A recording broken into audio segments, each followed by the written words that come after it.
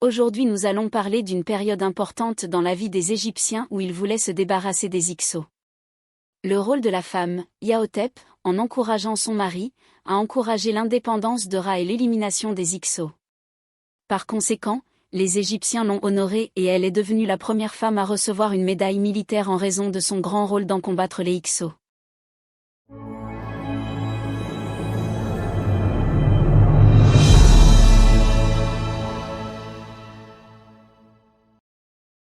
Les Hyksos sont un groupe de bergers venus du nord de l'Asie pour occuper et contrôler l'Égypte. Ils ont gouverné l'Égypte en commettant toutes les formes d'injustice, notamment en pillant la nourriture, en volant de l'argent, en déplaçant les enfants et en semant la division au sein du peuple. Leur avance a atteint ce que nous appelons aujourd'hui le gouvernorat d'Al-Sharqiya, et ils ont campé dans la ville de Hawari, et y ont résidé et en ont fait la capitale de leur État. Ils se moquaient des coutumes et des traditions des Égyptiens au point que le roi s'est même moqué, Sékénène-Ra, prince de Thèbes. Sékénène-Ra était en colère parce que le roi Hyksos avait envoyé un messager le menaçant d'exterminer les hippocampes de Thèbes parce qu'ils le dérangeaient. Sekenenre considérait cela comme une menace et une menace. Les hippopotames le dérangeraient-ils? La distance entre Thèbes et Hawari était de 700 km ou plus. Sekenenre a rencontré ces hommes pour réfléchir à la réparation de cette insulte que leur a infligée un colon intrus. La réunion s'est terminée avec Sekenenre envoyant ses messagers à tous les princes d'Égypte pour les appeler à rejoindre les rangs et à rassembler la parole. Il décida de combattre les Hyksos jusqu'à ce qu'ils les expulsent définitivement du pays.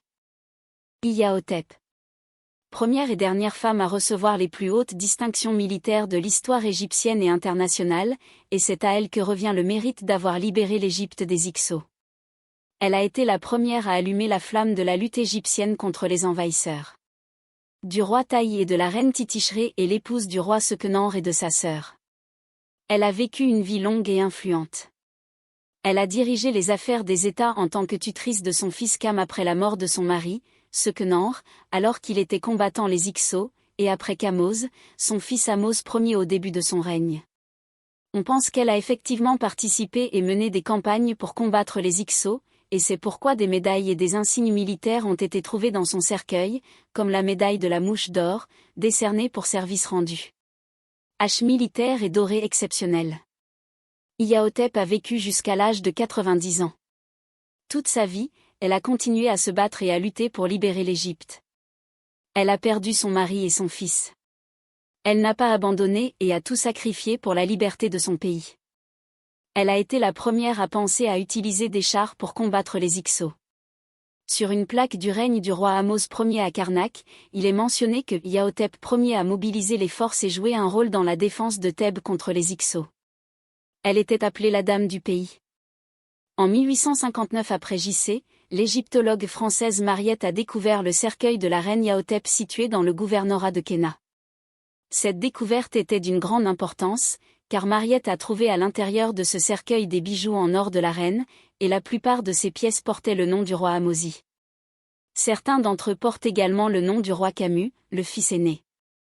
La momie de la reine Yaotep a également été trouvée, et elle portait un scarabée et une chaîne en or avec le nom du roi Ahmose, qui était écrit sur le fermoir, et son nom était également gravé sur 3 bracelets, en plus d'une hache en or, et un poignard en or avec le nom d'Ahmose gravé dessus, donc la hache en or et le poignard ont été trouvés à l'intérieur. C'est l'histoire d'une reine en difficulté qui illustre le grand rôle que les femmes peuvent jouer dans la libération des patries et dans la motivation des hommes héroïques à restaurer la dignité et la gloire de l'Égypte. Roi Sékenenre. Le roi Sékenenre est l'un des rois de la XVIIe dynastie, qui régnait sur le sud de l'Égypte uniquement à partir de la région de Thèbes, aujourd'hui Luxor. Pendant la période difficile de la domination égyptienne, le pays était sous l'occupation haineuse des Hyksos. Il a commencé la bataille de libération contre les Hyksos, mais a été tué dans la bataille.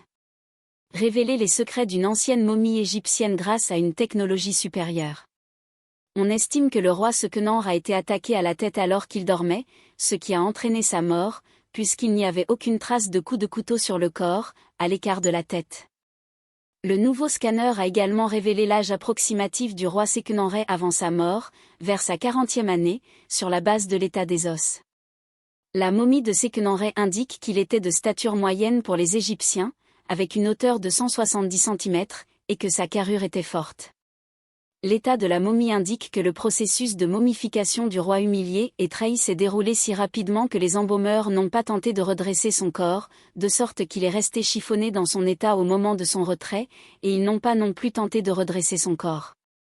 Essuyer le liquide cérébral qui coulait sur son front à cause des blessures à la tête. D'autres chercheurs, comme Maspero, ont suggéré que Sequenor avait été tué sur le champ de bataille, d'où la mauvaise qualité du processus de momification dû au manque d'équipement sur place. Cette opinion est cohérente avec la proposition présentée par le nouvel examen des tomodensitogrammes modernes, puisque les deux chercheurs ont confirmé que les blessures sur la tête de Sequenor correspondent à du matériel militaire archéologique datant de l'époque de ces batailles. Les papyrus confirment que Sequenor était opposé au roi Ixo Apophi, qui avait une capitale à Avari dans le delta du Nil.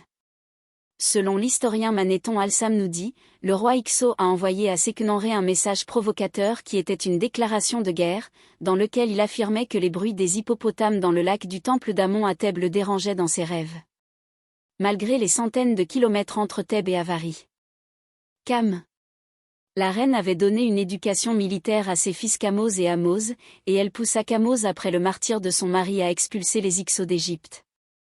Elle ne craignit pas pour elle après le martyre de son mari, mais lui aussi fut martyrisé, et elle n'a pas non plus eu peur pour son plus jeune fils, Amosi, qui a mené de nombreuses campagnes militaires jusqu'à ce qu'il les batte et les expulse complètement d'Égypte. Qui est Ahmose Ier ? Amosi Ier était un pharaon de l'Égypte ancienne et fondateur de la 18e dynastie. Il était membre de la famille royale de Thèbes, fils du pharaon Quéquenor et frère du dernier pharaon de la 17e dynastie, le roi Kamose. Sous le règne de son père ou grand-père, Thèbes s'est rebellé contre les Hyksos, les dirigeants de la Basse-Égypte. Quand il avait 7 ans, son père fut tué, et quand il avait 10 ans, son frère mourut pour des raisons inconnues, et il ne régna que 3 ans. Amosi Ier monta sur le trône après la mort de son frère, et après son accession, il devint connu sous le nom de Nebbi-Tira, le maître du pouvoir. Durant son règne, il met fin à la conquête des Hyksos et les expulse de la région du Delta, et Thèbes retrouve sa souveraineté sur toute l'Égypte et ses terres qui lui étaient auparavant soumises depuis la Nubie et Canaan. Il réorganise l'administration du pays, ouvre des carrières, des mines et de nouvelles routes commerciales, et entreprirent des projets de construction massifs d'un type qui n'avait jamais été réalisé depuis. L'époque vient de l'Empire du Milieu. Le règne d'Ahmose jeta les bases du nouvel empire, sous lequel l'État égyptien atteignit son apogée. Roi Ahmose Ier. Ahmose est le fils du roi Sequenor Taï et de la reine Yaotep, et le frère du roi Kamose, le dernier roi de la 17e dynastie. À l'âge de 10 ans, Ahmosi, dont le nom signifie que la lune est née, devient souverain. Il régna après la mort de son père et de son frère dans la guerre contre les Hyksos. En prenant le pouvoir, il prit le nom royal de Nebbi-Tira. Famille du roi Ahmose. Le roi Ahmose épousa Ahmose Nefertari, qui devint la première épouse de la famille d'Amon et lui donna 3 fils, dont l'un fut son successeur Amenhotep I. Le premier et le deuxième moururent en bas âge, et 4 filles, Méritamin, Satamon, Yaotep et Setkam. Réalisation du roi Ahmose et son expulsion des Hyksos. Sequenor fut le premier à commencer à attaquer les Hyksos pour les combattre et les faire sortir d'Égypte. Il fut tué dans l'une de ses batailles avec les Hyksos.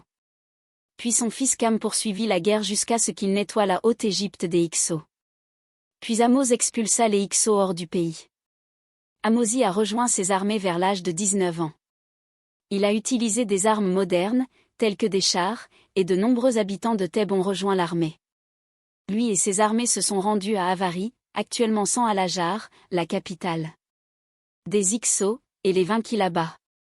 Puis il les poursuivit en Palestine et les assiégea dans la forteresse de Charuin, et les réunit là jusqu'à ce qu'ils se rendent et n'apparaissent plus tard dans l'histoire. Cette bataille eut lieu vers 1580 avant J.C. Momie du roi Ahmose Ier. On pense qu'Ahmose possédait 2 cimetières, dont l'un se trouvait à Abydos et se composait d'un temple en pente, d'un cimetière funéraire et des restes d'une pyramide découverte en 1899. On savait qu'il s'agissait de sa pyramide de 1902 et d'un temple pyramidal. L'autre était à Thèbes et a été pillé par des voleurs.